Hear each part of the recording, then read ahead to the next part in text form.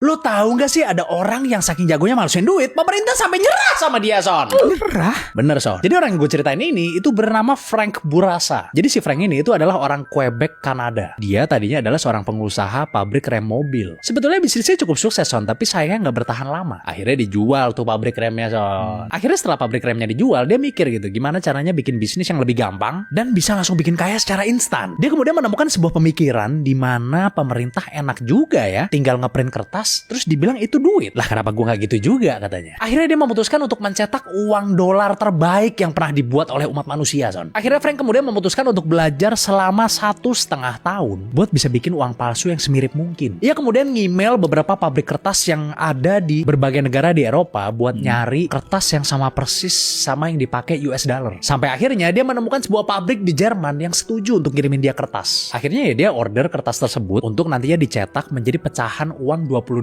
Kalau semua kertasnya udah berhasil dicetak, dia bakalan langsung punya duit sebesar 250 juta US dollar, Son. Tapi ternyata, Son, dia nyetak itu bukan buat make uangnya sendiri, melainkan buat dijual sama dia ke orang-orang lain dengan harga cuman 30% dari rate US dollar yang asli, Son. Akhirnya Frank berhasil mencetak seluruh uangnya dalam waktu 5 bulan saja. Ia kemudian menghubungi beberapa koneksinya, which is para pengedar narkoba, karena dia dulu ternyata pernah bisnis narkoba kecil-kecilan juga nih. Dan akhirnya dalam kurun waktu kurang lebih 1 tahun, dia berhasil menjual uangnya sebanyak 50 juta dolar, Son. Tapi kenapa bisa laku gitu kan pertanyaannya kan? Karena bahkan sampai sekarang banyak yang mengakui bahwa uang bikinan si Frank ini merupakan salah satu uang palsu terbaik yang pernah dibuat di dunia ini. Karena punya kertas yang sama dengan kertas dolar beneran, which is itu susah loh, order kertas yang sama gitu susah banget loh itu. Terus tintanya juga pakai tinta khusus, Son, sampai pakai tinta intaglio yang bisa bikin beberapa bagian dari uangnya itu kerasa timbul gitu. Dan dia juga berhasil mereplika tanda air dan benang pengaman yang merupakan fitur keamanan kunci pada uang kertas. Bahkan uang ini itu bisa lolos dari mesin deteksi uang palsu yang ada di toko-toko dan di bank-bank gitu, Son. Tapi berhubung uang palsunya masih sisa 200 juta, kan tadi baru laku 50 juta kan, maka dia terpaksa harus nyari klien baru dong. Dan disinilah dia kena, Son. Karena ternyata pas dia lagi ngehubungin organisasi kriminal lainnya buat nyari klien baru, salah satu organisasi yang dia telepon itu ternyata udah disusupin polisi, Son, di dalamnya, Son. Kena.